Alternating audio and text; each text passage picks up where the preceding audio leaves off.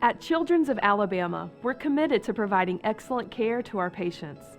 That's why we strive every day to follow the laws, rules, policies, and procedures that govern our work. Our corporate compliance and internal audit department and our code of conduct help us do this. Our code is like a guardrail on a highway. It keeps us on track and out of harm's way. In this video, we're going to focus on commitment number 6 of the Code of Conduct and look closely at conflicts of interest. These happen when our own personal interests or services collide or conflict with the hospital's best interests. And they can be tricky. Sometimes a conflict of interest happens before you even realize it. We are prohibited from engaging in conflicts of interest, and we must avoid even the appearance of any wrongdoing.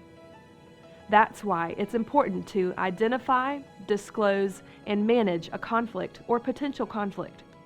Let's begin by identifying conflicts in 4 areas: accepting gifts, giving gifts or services, outside business, and political activity. First, accepting gifts. Accepting a gift card from a patient or family, accepting free conference registration, travel, lodging, or meals from a vendor, and accepting personal holiday gifts from a vendor are prohibited according to our conflict of interest policy. However, gifts that can be shared with the entire department are acceptable. Accepting free entertainment or sporting events tickets from families or vendors also goes against hospital policy. When someone offers you a gift, it may feel impolite to turn it down, but that's simply our policy. And it's never okay to accept cash from a patient, family, or vendor. If someone tries to give you cash, thank them and suggest they donate the money to the Children's Foundation. Accepting gifts for your own benefit is not allowed. And neither is giving gifts and services that are not consistent with our patient assistance and gifts policy. Here are examples. It's a conflict of interest to use hospital funds to give gifts, meals, or services to a patient. All benefits to patients and families must be handled and approved through social services. It's also unacceptable to give any type of gift or free service to a physician. Examples are meals, flowers, door prizes, gift cards, and such. All items must be handled through risk management, as stated in the hospital's non-monetary compensation to physicians and incidental medical staff benefits policy. It's a mouthful, but it's the rule. Giving meals, free services, or gifts to vendors is not allowed. All must follow IRS laws. And finally, any payment to a physician other than a paycheck must be supported by a contract or personal service agreement. We've talked about identifying conflicts in terms of giving and receiving gifts. Now let's move to conflicts of interest related to outside business. It's not acceptable to use contacts you make while at Children's for personal gain.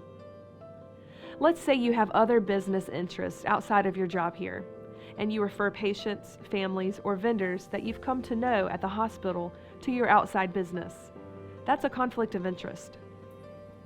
It's also a conflict to conduct any outside business on hospital property during work hours in work areas, and it may surprise you to know that this includes cosmetics, catalog sales, jewelry, and clothing sales, as well as food items. The last area we'll cover in identifying a conflict of interest has to do with participating in political activity while at work. It's not acceptable for Children's employees to wear or display any political items or do any campaigning on hospital property. Now, once you identify a conflict, the next step is to report it to the proper authorities.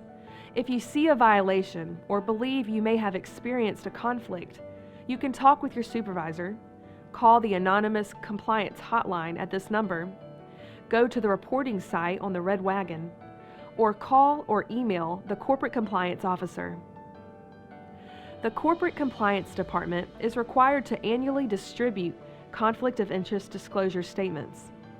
The Conflict of Interest Review Team reviews each conflict and offers guidance to resolving them. You can read more about this in the Procedures section of the Conflict of Interest Policy. Once you've identified and then disclosed a conflict, your supervisor and the Corporate Compliance Department will help you develop a conflict management plan. Now let's review. To avoid a conflict of interest, remember that accepting and giving gifts and services for your own benefit are not allowed. Conducting outside business with contacts you have made at the hospital is also against the rules. And no political activity such as campaigning or displaying items that support a candidate or political party is permitted. There's in-depth information on all of these areas on our website. Next, remember that once you identify a conflict of interest, disclose it to proper authorities. Here's how. And finally, talk with your supervisor and work together to develop a plan to manage and resolve the conflict. Here at Children's, we're absolutely committed to following the rules because it's essential in providing the very best care.